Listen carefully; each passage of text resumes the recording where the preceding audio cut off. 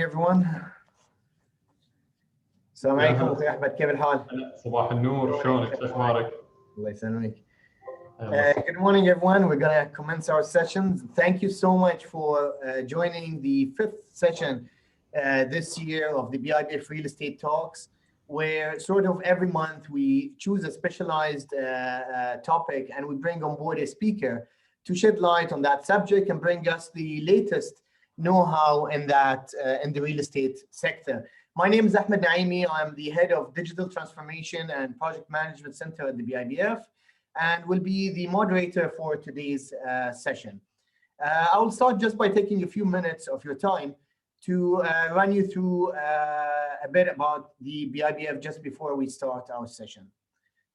The Bahrain Institute of Banking and Finance, we've been in the market for around 40 years so far.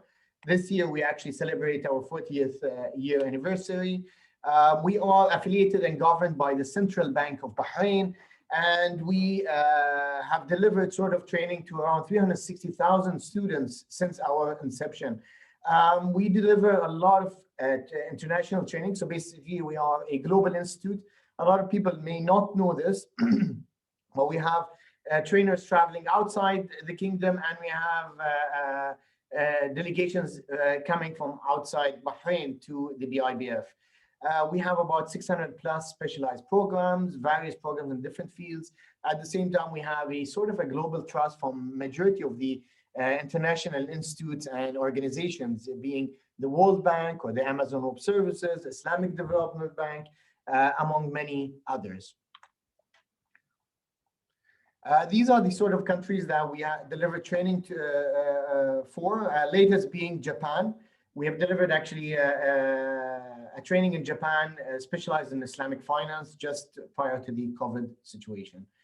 The board of the Bibf consists of a well-seasoned CEO and C-level executives, chaired by His Excellency Mr. Rashid Maraz, the governor of the Central Bank of Bahrain. This is basically just a small look into the Bibf new building. Inshallah, we are going to move to our new premise by September of this year. The building is nearly ready. It's located in a very strategic location, the Bahrain Bay, and having a state-of-the-art facilities. These are some of the pictures that we're sharing. This is basically the auditorium at the Bibf, where it's going to hold around 350 students in that auditorium alone. These are just general looks. This is basically the state-of-the-art classroom that is going to be seafront, and it has a lot of tech-enabled features. The Bibf consists of about 6 centers. So basically, we have the banking and finance, Islamic finance, digital transformation and project management, insurance, leadership and management, and the academic studies. In each of those areas, we deliver a wide range of trainings, whether it be at a short course or a simulation training. We have a number of professional qualifications in each area, as well as we can do a sort of a customized training for each organization and corporation. Just a brief about some of the academies that were actually launched that are relevant to today's subject that we're talking. There are 2 academies that I want to actually shed light on and focus on a bit. We have the Real Estate Academy, where we offer a number of programs and courses when it comes to real estate. Now, at the same time, we have partnered with the also Real Estate Regulatory Authority, where we offer a number of license programs and certification programs, be it in the brokerage and sales area, or owners association, or the property and facilities management. Now, at the same time, we are also this month, we have actually launched a number of tech-based programs in relation to the real estate. So basically, PropTech, the property technologies, cybersecurity threats in commercial real estate, blockchain in real estate, and same thing in artificial intelligence. At the same time, we have the Sustainable Development Academy. The Bibf have launched the Sustainable Development Academy, headed by my colleague, Ms. Ziba Aska, where we offer a series of instructor-led sustainable and ESG modules, ranging from fundamentals to applications for practitioners across multiple sectors. The first session basically is starting end of this month. So for any information that you need to know about the details of the Sustainable Development Academy or how to register for these programs, Please do not hesitate to get in touch with me, the team at the Bibf, or visit our website for all the details that you can get all the details. For today's session, it will be around the session itself is going to be around 40 minutes, followed by Q&As for about 20 minutes or so, depending on how long we take. But we are going to wrap up, inshallah, by 12 o'clock at the most. If you have any questions in relation to today's subject, please note it down or write it in the Q&A section of Zoom, and I will highlight it during the Q&A session later on to the speaker.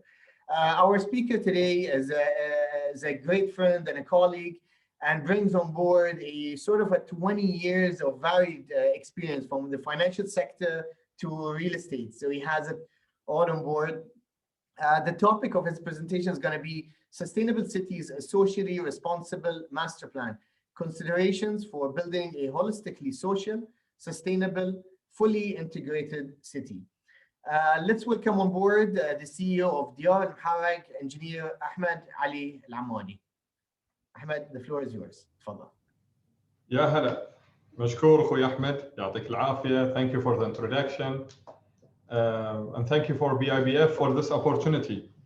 And I'm sure that many of us, and I'm one of them, get trained by BIBF. بعد الله سبحانه وتعالى, we can't build this island without the support من Allah سبحانه وتعالى. يعني then the training we got from BIBF and from all our teachers from primary schools until we graduated from universities as well. فشكرا اليوم. Thank you everyone for attending this.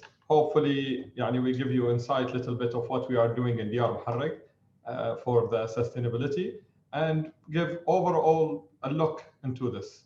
We are not that expert yet, trying to learn from BIBF, from the Sustainable Development Academy. We will look into this as well, and we'll try to have some of our employees and colleagues to be there and train and get some knowledge of this. Thank you for the advertising, Ahmed. Inshallah. Can I share my slides? تفضل. Inshallah.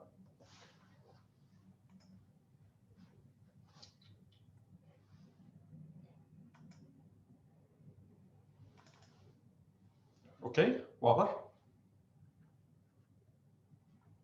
Yes, clear. You can start. مشكور. Okay, so if we talk about the social responsible master plan of Diyar Muharraq, in fact, we will talk more about Diyar Muharraq because that's something very close to us and we know it very well, and we know what we are doing there. We can mirror this to any other project. We can get ideas, replicate this in other projects. I just want to share with you more information about what we are doing there, what's behind this, why we are going there, what is the intention, how we are doing it. That's the main reasons of having this presentation together. Diyar Muharraq, for the people who don't know about Diyar, especially from outside of Bahrain, it's a master plan located in the north east side of Kingdom of Bahrain, as you see here. The total area is around 10.2 square kilometers, which is around 10 million square meters. It's a big scale of land compared to any place. Just look into this as compared to Bahrain. Bahrain is a small island, and this is also, it's a big project compared to Bahrain. We're expecting a population of around 100 to 120,000 people to live in this island, which reflect around 7% of Bahrain's population. And this, we are putting 60% of this project for freehold. When we say freehold, means anyone can buy on these lands, and 40% only for the locals and the GCC. It's not far. People will think it's far away. It's not. It's just 10 minutes away from the international airport, 20 minutes away from Manama, and 30 minutes from the causeway. This is with the normal traffic. And now we are expecting a new road coming, and that's the road will come from here. It's coming from the west side of Bahrain, from Manama north, from Bahrain Bay directly to Diyar Muharraq. We are having almost 40 kilometers of seafront living and 4 kilometers of beaches. By the way, this picture from the real villa that we are having on the coast, on the west side of the coast. It's called Al-Baraha project. It's a project of around 36 villas in the handover stage, and we handed over more than the half of the project. The components of the master plan based to give a full integrated master plan. And this is containing a residential mainly. You need the population. You need to give the life here. And 8% for commercial, 6% for retail, education, and hospitality also important. And hospitals are there with the education as well. We have some main projects coming as key development. One of them is Marasi Bahrain, a joint venture between Diyar, Muharraq, and Eagle Hills from Abu Dhabi. And the other, we are having Address, Vida hotels in this project. We are having Dragon City, which already got more than 40 million visitors since opening in 2015. Let's talk more about sustainability in general here. When we do a master plan, it should be sustainable because we are thinking not about like 3-5 years. It's about perpetual and infinity life, bismillah, available here on this land. What we are looking for is like the maximum time of living on this plot. The roads in front of your house today is designed by someone 10, 20, 50, 60 years ago, and still we are living on the same roads. If you go to the old villages or cities anywhere in the world, there was a reason why the width of this road, why the width of this house, why the room is that big, why there is a market just next to the houses, or there are shops here or there. It's all because someone did the master plan long time ago. What we are doing today is to have the master plan that's sustainable. Sustainable, when we mention the sustainable, it should have the 3 pillars, the 3 main pillars. The 3 main pillars are the environmental, economical, and the social. We can't have only the environmental without the economical or social. We can't have any of these 3 pillars alone. Separately, it cannot be. Should be having all these pillars together. I'll give you a little bit more about what we done in Diyar and what's the general practice, what we should do. If we go on the environmental, today I will concentrate more on the social, because as environmental, there are many topics are covering this, and we are today covering more of the social pillar. In the environmental, we were sure that everything is built with an eco-friendly approach. We try to have this integrated city having the best practice in the market and in the region as well. Also putting this as a priority. This is the land we will live on. It's a unique piece. It cannot be replicated. We saw many examples happen before that people are doing bad practices for the environment, and we are suffering today, like what happened with the ozone, or what happened with the fishing in the Mediterranean, or many other reasons that made this environmental effect as a chain effect on us today. And that's why we are trying to have like state-of-art technological solution ongoing to support our approach in this. And the economical pillar, we try to have the master plan diversified to give everyone the opportunity to start their businesses, giving the opportunity to get the financial gain. Without the financial gain, you can't have a full completed project. That's why we are having more than 365 of NLA in the retail plots. We have a lot of commercial villa plots, which around 186,000 of square meters of commercial villa plots. These commercial villa plots are for gyms, clinics, head offices, for companies, all this in one place. We did this based on the vision of the 2030. And one of the goals is to have sustainable, commercial, economical living for the residents.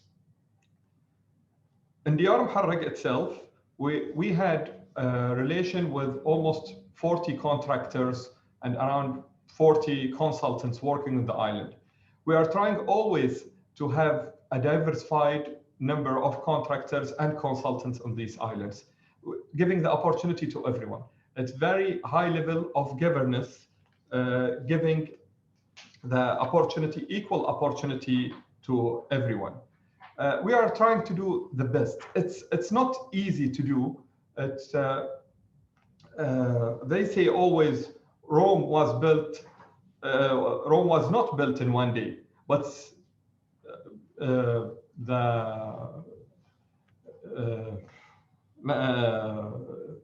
Hiroshima already burned in one day, which is not the best thing to happen in one day. That's why we would try to put the maximum and put the full effort to give this the best. Warren Buffett said, you need 20 years to build this reputation, but 5 minutes to just run this reputation. And that's why we are working hard to put the best in all the pillars. Morgan Stanley before confirmed that for the economical pillar, that people are accepting to pay more than 5% for sustainable projects, not just in real estate, in any product. It's like 5% extra for sustainable product, which is giving us the opportunity also to go on this side and increase our economical return by having more sustainable products. Also in Morgan Stanley study, they confirmed that people are looking more, especially the millennial or Generation Z, they are looking always to have 2 times more than other generation to invest in sustainable companies. And they found a very high relation between, positive relation between the stock shares and the sustainable companies. And that's why we are pushing to have this more. And we try to encourage also our colleagues in the industry to have the similar approach. And in US today, there are more than 6.5 billion of assets using the triple bottom line, which containing the financial bottom line and the environmental bottom line, plus the social responsibility bottom line. What we have already in action are having artificial coral reef with the Higher Council of Environment, and we are implementing a safe construction methodology for all our contractors. We are having a very strong team for testing and inspection to be on the site and be sure everything is according to the system and to the high level of complying with the standards. In our street lights, we are implementing the LED street lights, which was the first time in Bahrain, and we are having this as normal practice now in all our new street lighting. We are having solar trees for the irrigation in the streets. We also implemented the smart bins, some of the smart bins, giving a notification for the facility management when the waste gets a level that for collection, reducing the carbon footprint going and coming for collecting these, saving times, giving more efficiency for the work. Smart meters for all the houses. Any house we build is with a smart meter, so people can use these smart meters to reduce energy consumption as well. Wastewater treatment, we are having a full network of TSE for irrigation system. And also we are in our new houses, we are fixing all energy saving equipments, including air conditioning, appliances, and high level standard of construction. All the houses are enabled to get the smart homes, and we are in relation with the biggest companies to have smart homes as option for these houses. If we go to the social pillar, Ahmed, how is the time? You have enough time. It's okay. Go ahead. Okay. If we go to the social, أنا سألتك عشان أشرب ماي بس. تفضل تفضل. You have still. If we go on the social pillars, what we are looking for is in Bahrain. Bahrain is always different from any other places in the world. Bahrain already won by the expats to be the best place to live by Forbes, Fortune magazine for a few years to be #1 in the world. For the latest questionnaire done, I think a week ago from International magazine, they found 80%, more than 80% of expats are happy in Bahrain, comparing to the international average, which is 71. So Bahrain was leading on this, and it's #1 destination in GCC for expats to live in Bahrain. Why? Why we are having this? Because of Bahrain culture, because of the social relation between the people here in Bahrain. It's an island, and this is making a difference. If people living here in Bahrain, they will understand 100% what I'm saying. Having this, the island people welcoming and having the social life, it's making a difference. What's happening with the new urban planning, with the new master plans, things are changing. And we noticed this. That's why in Diyar Muharraq, the master plan was built on mainly on having a full social lifestyle, sustainable, giving a modern style of the old life of Bahrain. That's what we are looking for. Having the touch of Bahrain, having the competitive edge of what's happening. It's always the place where you should live. The social relationship is the place of giving the place, changing the building from a house to a home. The neighborhood is the thing that you want.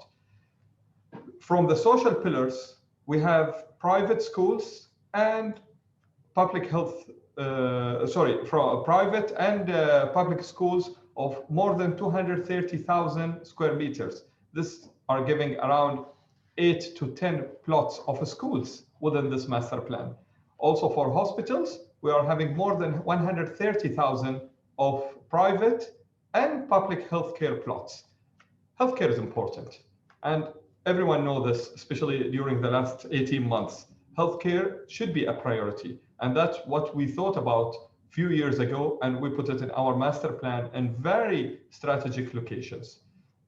The community which everyone should work on. In Diyar, as an example, this, by the way, this picture is from Muharraq, and it's very nice neighborhood in Muharraq, and people, when they go there, they feel, oh, I miss this, it's nice neighborhood, we miss how life was there.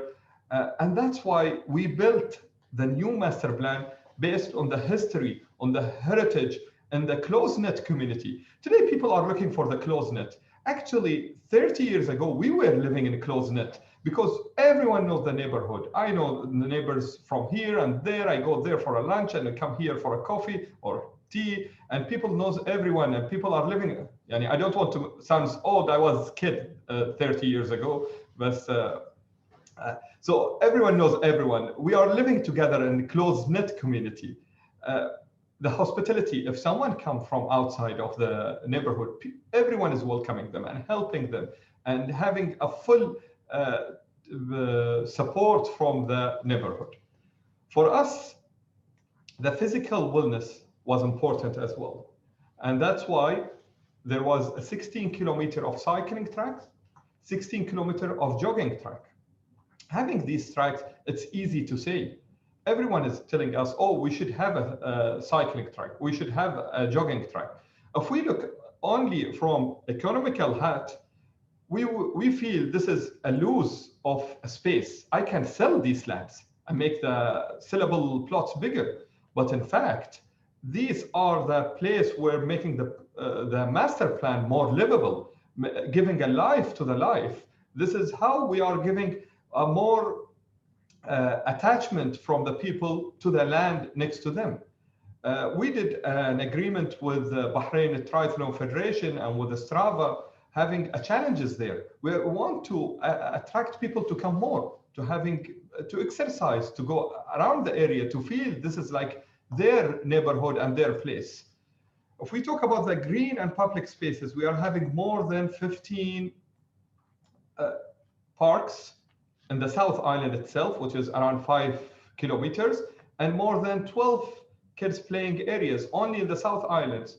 This is also giving the place a life. People will gather there and play together. The kids will be friends together. That's what we are looking for. If we go here, you can see Farij Al-Fadl, which is well known, one of the eldest neighborhood in Bahrain in Manama. If someone doesn't know exactly what is it, it's at the entrance of Zamil Tower. And this is Al-Fadl Mosque in 1953. And this is Diyar Muharraq. You can see, you can relate how we are doing the same, trying to have the new master plan with the touch of the old heritage and the community. This is a Noor neighborhood. You can see a Noor mosque and the houses of a Noor neighborhood. And this is the full community, around 400 houses. If we go to the north of the picture, you can see a Noor school. Then you see the houses. The longest walk from the house in the corner to the community in the middle is 3 minutes walk. Here you can see more in details what we are doing in the community center. It's a typical neighborhood, and we are having many neighborhoods like this, and we are encouraging the other master planners to do similar, giving the social sustainability for the area. We are having the mosque for people to gather, and the sports play field, kids playground, and the community retail, which containing supermarket, bakery, fruits, vegetables, barber shop, pharmacy, and etc. As I mentioned, the walking distance is 3 to 5 minutes maximum. And we are encouraging the walking. Here, this is one of the main parks in Diyar called Hadiqat Diyar. Having Arabic names also giving a touch of the local social heritage sustainability as well. That's why we called it Hadiqat Diyar. The long black are all solar lights. We are having more than 103 solar lights in Hadiqat Diyar. We are having jogging track around 500 meters in one way, and the total size of the park is 32,000 square meters. And this, we are having 20 outdoor gym equipments and having 7 disabled outdoor gym equipments. Here we can see Souq al-Manama in 1986. I think some of the shops are very familiar to you. You can see how was Souq al-Manama 35 years ago. And that's what we are doing in Diyar. Souq al-Baraha will be launched, inshallah, in October. Souq al-Baraha having more than 450 shops built and designed based on the old souk of Bahrain. So we are doing the old heritage again and giving the opportunity to give Bahrain again the leading in the social master planning. This is Jazeera Beach, which is on the southwest side of Bahrain in 1993. And this is Marasi Beach, one of the leading beaches in Bahrain, in Diyar Muharraq. Here the bus stop in 1988 in Manama. And this is the air conditioning bus stop in Diyar Muharraq. We are having 39 bus stops in Diyar Muharraq. All of them are air conditioned. And thank you to Ministry of Transportation for their cooperation with these bus stops. We believe that having engaging our shareholders, including contractors, ministries, and authorities, consultants, customers, everyone, we are engaging all the stakeholders. Our shareholders are pushing for having the best sustainable city and the best sustainable city in Bahrain. Having this, we are also believing having more transparent information between us and our stakeholders, our colleagues, employees, everyone in the company, to have this transparency is helping us to reach our goals in having a good sustainable. In Bahrain, the government and the authorities are very supportive in this. we are always looking for more, but they are very supportive in this, and they are looking into the project and the sustainability, something a very important for Bahrain. As per the vision in 2030 goals, the 4th goal and the 9th and 11th, or confirming looking for the sustainability and sustainable living in Bahrain. Again, I just confirm that the sustainability is not only one pillar. It's not environmental only, as I mentioned earlier. It's environmental, economical, and social. We are very strong in the social especially, and we want to emphasize having more in the economical and the environmental to have the best master plan where we, everyone, me and you, are dreaming to have this neighborhood. When we get older, tell the stories to our kids, and they are telling the stories to their kids as well about the neighborhood, about the social sustainability they lived in. That's what I have today, and if you have any comments or questions. اسمح لي إذا طولت. اسمح لي أقول sorry if I take long, but I get excited sometimes. You're on time, actually. Thank you so much. Just before we thank you so much for it's quite an interesting master plan, by the way. يعطيكم ألف عافية على اللي قاعد تسوونه in terms of how sustainable the city is and how smart it is, actually, mashallah. Your presentation is still shared, by the way, if you want. طب أخليه أنا بس كنت بخلي على one slide يعني مثلا هاي. You can. And I'm just going to introduce my colleague as well to this session, Ms. Ziba Aska, who is heading the banking and finance at the Bibf, and at the same time, she's actually heading the Sustainable Development Academy at the Bibf. Ziba, إذا ممكن you open up your camera and you join in. يا هلا. Hello. Hello, مرحبا, هلا شلونكم? يا هلا شيخة. Ziba is the expert when it comes to sustainability. I am no expert in that area. So I invited Ziba to come on board and shed some light into the sustainable initiatives that we have, but at the same time, talk a bit about sustainability just before we get into the Q&A session. تفضلي Ziba.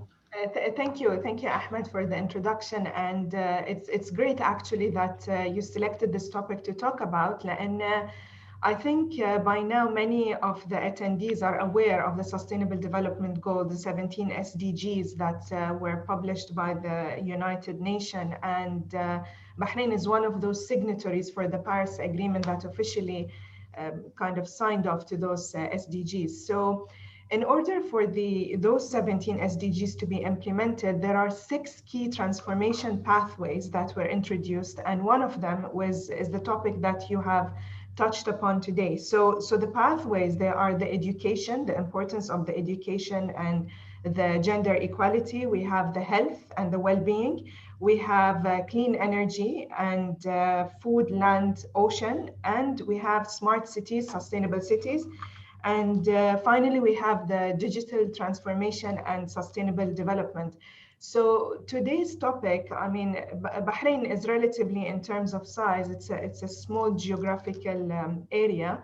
But when we start to adopt certain sustainable measures within the cities, like the projects, for example, in Diyar, we have some other real estate projects. When they start by greening those projects, providing facilities that will enable people who are living in those areas to live a healthier lifestyle, this is actually very much in line with sustainability, because another thing that when we use the term sustainability, just for the sake of awareness, it is about having something that we are preparing today that will live for a long period and will be in use and beneficial for the generation that is coming later.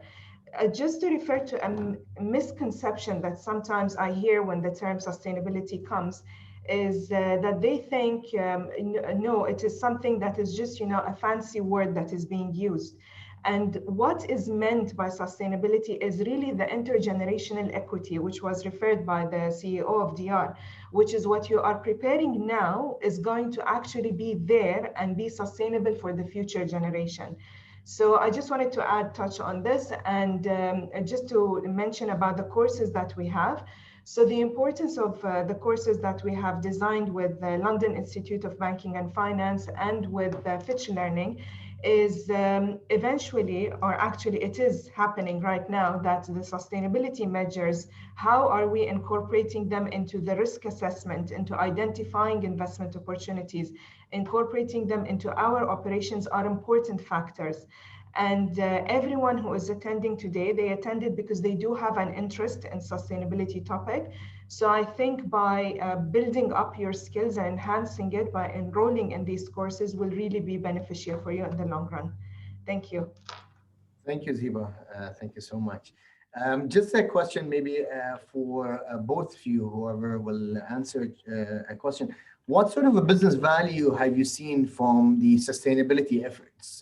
So basically in Diyar, when you're actually applying all these sustainability efforts, the plans and all that, is there a business value for that at the end of the day? Ziba, maybe you can share also your experience in that area of how business value can be created from the sustainability efforts.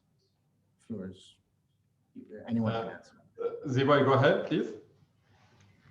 Okay, so in terms of business value, if we look at real estate in specific, and when there are, and what is going on in Bahrain actually. So a few years back, we had the Sustainable Energy Unit, which later on it became converted to Sustainable Energy Authority. So this shows the importance of the renewable energy aspect in terms of a national agenda. So one of the things, a very simple example I will give you is about the electricity bill and what is happening in terms of increasing the rate of the electricity bill, which is something the government is gradually lifting the subsidy over it. And now this particular measure, when you think about real estate projects, designing buildings that are more energy efficient, so basically that they are heat efficient, it's going to be saving and creating value in the long run, because in terms of very simple example, electricity bill, it should be something that is going to be more efficient in the future. Gray watering techniques, for example, that you have water that is being recycled, it is going to be saving, again, water bills, and in the same time, it is going to be more efficient consumption of water. So these are a couple of examples, and probably my colleague can share some more ideas. Well, Ziba, you mentioned most of it, but if you allow me to add on this, as I mentioned in my presentation, that people are willing to pay 5% more for having a sustainable product or project. It's applicable on everything, even if you go to the supermarket for your grocery, FMGC, any product that people are paying 5% more. Today, our customers, the coming customers, are the millennial and the Gen Z.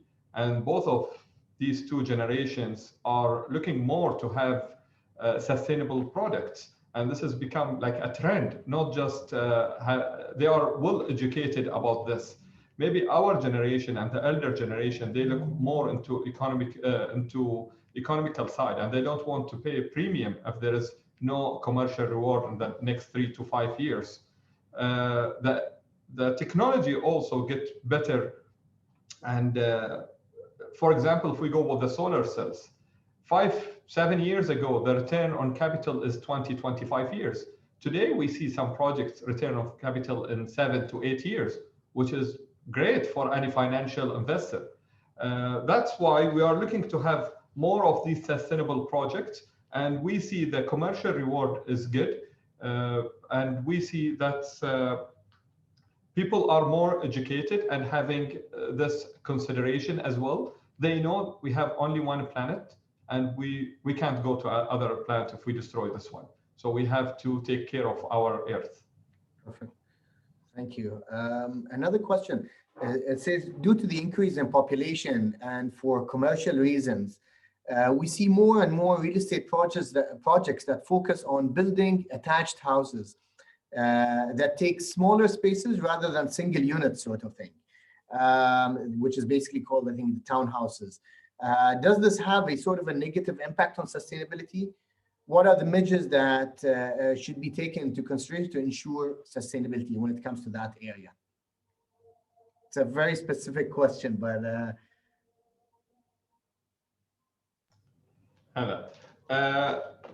in any master plan, we have a percentage of having the houses or having the green areas. And this is also regulated by the urban planning to have this in the sizes. Having the attached is giving the opportunity for people to live at the same cost instead of having a shared multi-family building or house or asset than having their single unit. This is also giving them the opportunity to have their own greenery within the house. It's about budget. So if we are going to invest 100,000 dinars, for example, 250,000 USD, you can invest either in a big apartment of like 400 square meters, 300 square meters, or having your townhouse attached house. That's giving the opportunity of giving more space, your house garden, putting your own trees in the house. This is also a push for giving this more environmental friendly community. I hope I answered the question. Perfect. Right on. And maybe a question also for Ziba. One of the questions is, how can we raise awareness on environmental sustainability in Bahrain?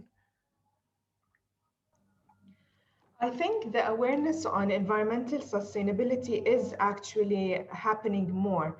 And you would notice that many of the organizations have started setting a sustainable division or assigned roles to certain senior personnel in the companies regarding sustainability. So when you look at environmental projects, for example, the greening projects that go around the buildings, in terms of also before the COVID era, there were some kind of school campaigns about recycling plastic, cleaning beaches. So the environmental awareness, it actually starts from the age, I would say the school age. And this is something that was happening before the COVID. And I hope, inshallah, once the COVID is over and life is back to normal, they get involved more into these activities. But also in terms of organizations, for example, when they encourage policies such as paperless, recycling things, and moving towards more a circular kind of business model, these are all helpful in increasing the awareness about the impact on the environment. Great, thank you. تسمح لي أخوي أحمد, I would like to add here on Ziba's that the corporate also need to do more of campaigns for to increase the awareness, especially in the schools, having more sponsor events, showing the awarenesses of this, the importance of having sustainable living, not just the environmental, also the social sustainability. All this sponsorship and the supporting the events, panels, webinar, that will make a difference as well. Perfect, thank you, Akhi Ahmed. Just another question about LEED certification. So the leadership in energy and environmental design is the most widely sort of used green building rating system in the world. It's available for virtually all building types. So basically LEED provides a framework for healthy, highly efficient and cost-effective green buildings. So the question is, does Diyar as a project have the LEED certification? We are a master planner, Ahmed. We are not doing the construction itself, going for, this is not our daily core business. Diyar Muharraq is typically a master planner for this project. However, from our subsidiaries like Nasim, Al-Barah, and Jazeera Beach, and other projects, we are doing mainly the housing projects. For the housing projects, we are following the specification that's requested by the authorities here in Bahrain to get the permits. However, we are targeting to have the highest quality and high standards of these permits for our corporate offices and our headquarters, which we are planning to have in Diyar Muharraq. Beautiful. Also another aspect, another question, will we see an increase in the number of mega cities, or would a sustainable model of smaller connected sort of cities be preferable? So that's one tricky question, which basically are we talking about what's going to be more sustainable, the mega city or more smaller connected cities? If we talk about, like example, Diyar Muharraq is a mega city having 10 million square meters. But within this, we have the small cities like An-Noor, Al-Shuruq, Jiwan. Jiwan itself is 452 houses. So having the small, we can't call it a neighborhood. It's bigger than neighborhood. Small city or town inside the mega city. I see in the near future, I think we'll have more of these projects similar to having 300 to 500 houses around Bahrain. For us, the magic number is the 300 to 500 numbers of units to give a good number of population, giving more of sustainable, economical sustainable, and giving a nice relationship between all the neighborhood people. Got it. If I may add, Ahmed, to this question. So when we talk about a sustainable and also what's referred to as a smart city, what we aspire to achieve in those cities is a healthy lifestyle, is kind of clean air, so less congestion within the city, access to necessities. I mean, in an ideal world, being able to walk to your work and to your school, I know during summer this isn't possible, but this is in an ideal scenario. So when the question is, should we have a bigger city or a smaller city? I would think if we have more smaller cities that are scattered, maybe Bahrain is geographically small, so this cannot be really seen. But when you're talking about bigger countries and you have all of these smaller scattered cities, just think about all the infrastructure that needs to be connected so that they can have access to electricity, they can have access to power, and how much investment that requires. And in the same time, whether that is something that is environmentally friendly. So if you have cities that are very, very far from each other, then all of that connection that needs to be made, how can it be made in the most environmentally efficient manner? So that's something to think about. And then when you think, like Ahmed said, it's a tricky question because there are pros and cons for each one of them. When you think of a big mega city, is the spacing that is given for people to actually live a healthy lifestyle enough?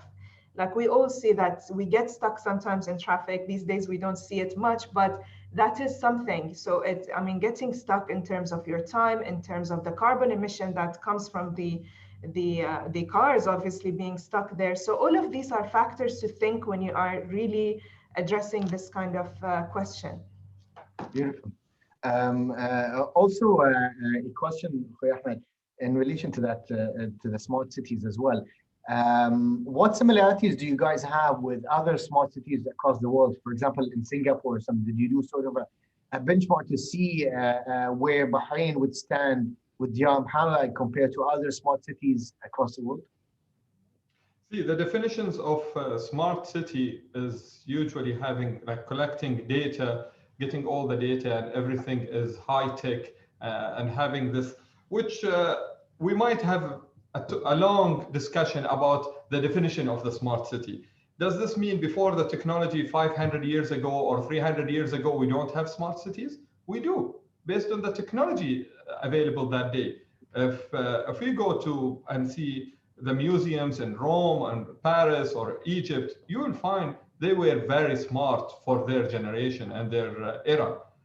This is also different definitions for the smart city. If you want to compare us to Singapore or anywhere else in the world, I think Bahrain is giving a very unique example of the smart cities. The smart cities of Bahrain, where people want to live in a smart city, but define the smart city. The smart city where you feel comfortable, well-being, enjoying your stay in this house. This is the definition that we are looking for. And we are concentrating a lot on the social sustainability on this, because this is what Bahrain is very unique about. If we go for technology, yes, we do have a lot of technologies, either things you see or things you don't see. One of the examples is having the state-of-art sewage system in Diyar Muharraq, which is based on the deep gravity. deep gravity, reducing the cost of the mechanical effort, reducing the cost of the very sustainable system for having the sewage system. And we are doing this to have the best practice in the market. So comparing sometimes is not fair, because if we will compare also to other cities internationally, they don't have the social pillar which we have. Nice. I love the way how you tackled that question. I'll just take maybe one or two more questions and then we'll wrap up. Did COVID bring any sort of a change to the social sustainability plans Diyar is undertaking? Oh, COVID actually returned us to the basics. Okay. Life is simple. What people want. Life is very simple. They just need to enjoy the time with their families and beloved ones around them. That's all. And in Diyar, we did actually, we saw this and we did some changes. We noticed people are start working from home and they need home office. In our new projects coming, inshallah, in summer, we will launch one of the projects that's showing we are giving more space in the land for the backyard, having your own barbecue with your family. You don't need to go out every day, and actually the house is nice. You can enjoy at home, enjoy having the family time, and that's why we are designing the new houses, having a nice place for family gathering, a space for expansion to have your office at home. For the neighborhood, we notice people are spending more time for the sports, jogging, walking around, and we are encourage people to do this. We did some competition for people to jog and run, and we give prizes for this. We did some competition for home gardening as well, and we give prizes for the top few gardens as well in the neighborhood. We noticed during the COVID, the daily routine changed, and alhamdulillah, we feel it's changed to the best, more of wellness, caring, and that's also something good. We will look into this more in details in our future projects with the changing of the habits for the people. Inshallah. I don't know if I should consider this as a facts, what you said, or marketing, because you made me very interested in the facilities that you have at this point in time. Just a last question that I want to ask, maybe for both of you, and maybe you can just add a final remark as well after the question, so that we can wrap up. Can we transform current cities in Bahrain to smart cities? Like, what does it take to transform the current cities and make them smart?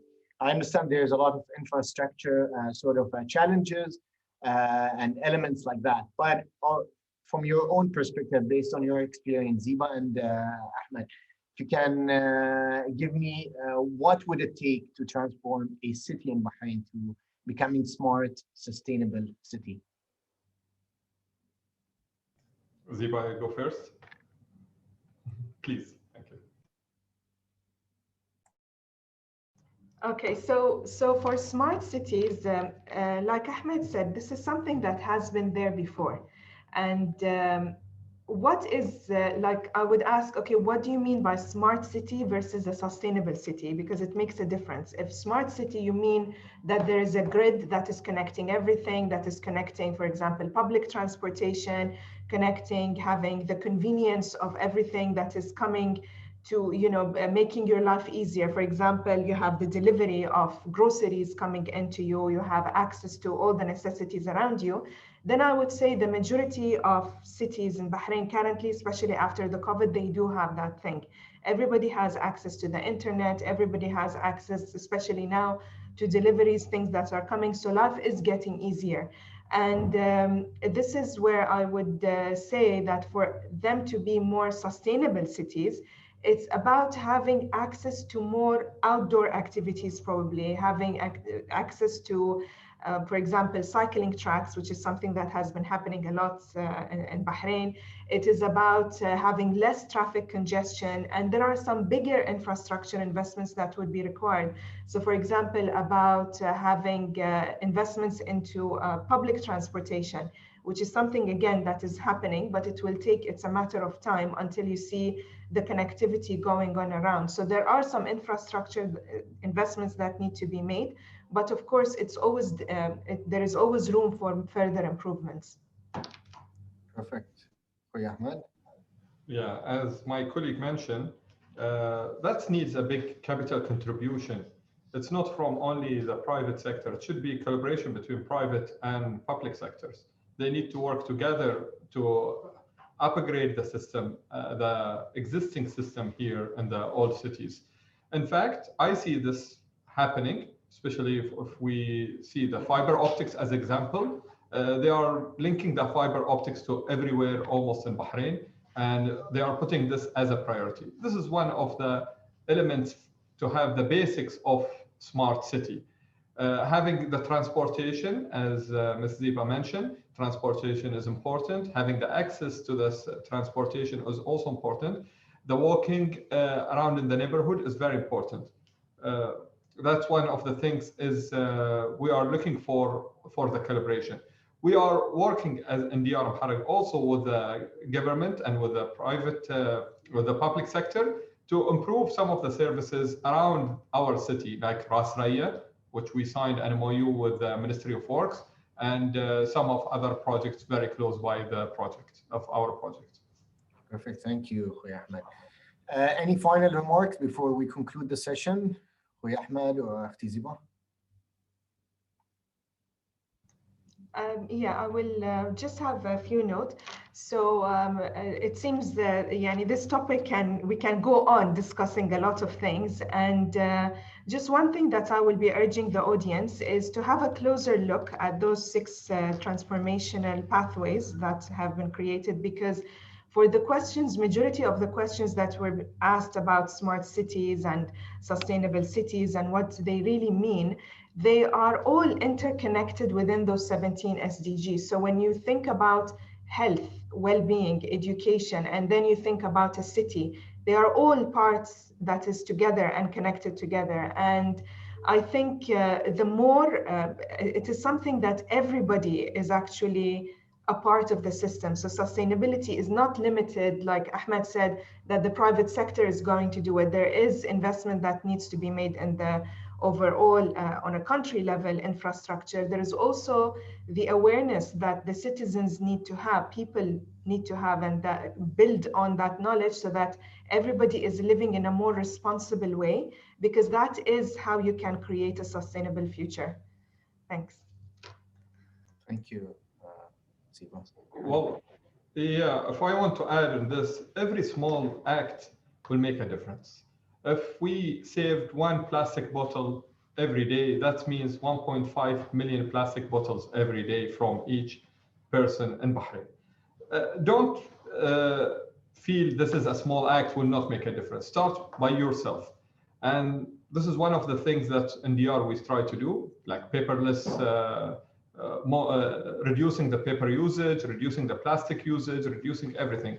And I encourage everyone to start from themselves, start to work on this sustainability. In the end, I would like to also thank you, Ahmed, and thank Ziba and all the attendees today, and Bibf for giving us this opportunity. Thank you very much. Thank you, Ahmed. Thank you, Ziba. Today's session was actually a quite interesting session. Within an hour, we touched base on many angles, real estate, sustainability, smart cities, a number of topics. And marketing as well. We try to sell some. So we're looking forward, inshallah, for the next real estate talks that we're going to host. There's just one aspect just before we conclude. The Bibf is going to run very shortly. They're going to announce a major forum in real estate in collaboration with a number of entities in Bahrain, major entities in Bahrain, that we're going to announce at a later stage. But I just wanted to give you a heads up that we are actually organizing a major real estate forum towards the end of the last quarter of this year. Just wanted to take a moment as well to thank you all for joining us today and being interested in the real estate talks. At the same time, big thanks goes to Diyar and Muharraq for their collaboration, their work with us, as well as Akhoy Ahmed for your presentation today. Very well done on that. Thank you so much for your support.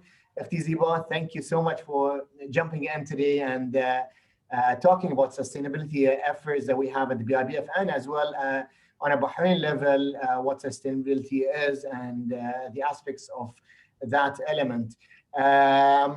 You guys, whoever wants to keep in touch with us, please feel free to email me or directly contact our customer service, and keep on the lookout for our next real estate talks, which we're going to have in a few weeks' time, inshallah. Thank you so much, and